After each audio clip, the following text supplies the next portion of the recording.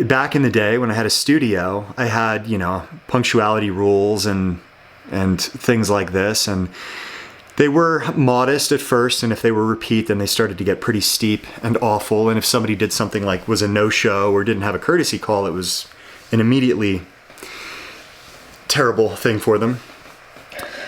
But generally, like, it was somewhere between like 100 and 400 squats, depending on the level of transgression. If it was a courtesy call in advance, but they were just a minute late, then it's 100 squats. Okay. Which can suck if you're not in great shape, and at first it's not fun. If it happens repeatedly, that starts to rise, or if it's a lack of consideration, or no courtesy call, then those numbers get bumped up quickly, and a 400 squat would normally take a full session, and so somebody's effectively, I mean, look, it's still fitness, but they're giving up a session that could be more global for just, penance.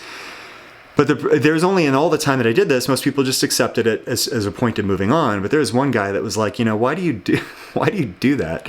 It's like, it's very militant. And I was like, maybe. But I mean, in my mind, there's only two ways through bad behavior. You either have to be early or tough. Like, that's it. It's the only two options that we have. And by early, we mean strategic, thoughtful, planning. You need to know how you're going to orient around something that matters to you. But if you're not good at that, you better be tough as nails, because there's going to be pain associated with the process. And for me, this was always a super important lesson. But the relationship here in the movement between the sage and the warrior, I think is these two are correlated on the sympathetic quadrant of the axis, right? They're very much inextricably linked, but you can find the dominance between them.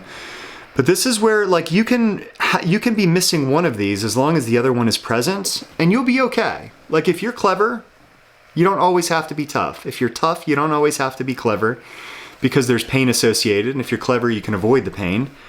But if you're missing both, you're fucked, right? And you're constantly quitting a process, going back to stage one, spending all your time in ideation, never mobilizing true